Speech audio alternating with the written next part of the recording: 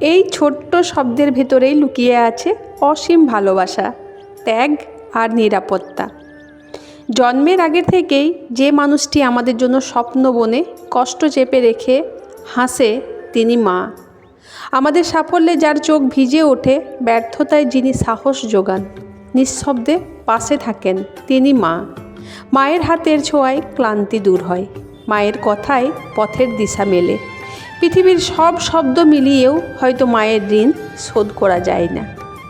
তবু হৃদয়ের গভীরে একটাই প্রার্থনা, মা যেন সব সময় সুস্থ থাকেন, হাসি খুশি থাকেন।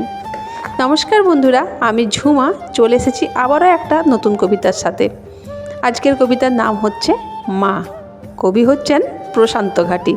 চলো বন্ধুরা, আজকের কবিতাটা শুরু করি। মা কথাটি ছোট্ট হলেও অনেক শক্তি তার। মাহীন জীবন যেন সদাই অন্ধকার। মায়ের মতো হয় না আপন কভু কোনো দিন। মায়ের সেবা যতই করি শোধ হয় না ঋণ। মা ডাক সুধা ভরা বিপদ মুক্ত করে। মা নাম প্রেমে ভরা সদাই শান্তি ফিরে। মায়ের আঁচল স্নেহে ভরা দুঃখ কভু নাই। মা ডাকে জীবন ভরে ব্যথা দূরে যায়। মা হলো মমতাময়ী, মা জন্মভূমি। মা হলো সিদ্ধেশ্বরী, সবার গর্ব তুমি। মায়ের কথা কেউ ভুলো না জীবনে মরণে। মায়ের সেবা সবাই করো জনমে জনমে। মায়ের কোলে ঘুমিয়ে শিশু মহা শান্তি পায়। মায়ের মতো অভয় শক্তি কারো কাছে নাই। মা ডাকে বুক ভরে মন ভরে যায়।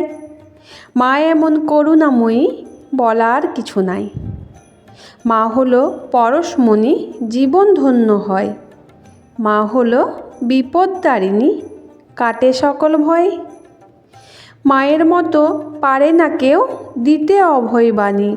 মা যে সবার বিশ্বমাতা, সবার সেরা রানী। নমস্কার বন্ধুরা, যদি কবিতাটা ভালো লাগে থাকে লাইক কমেন্ট শেয়ার করে অবশ্যই পাশে থেকো। দেখা হচ্ছে আবার কোনো নতুন কবিতার সাথে।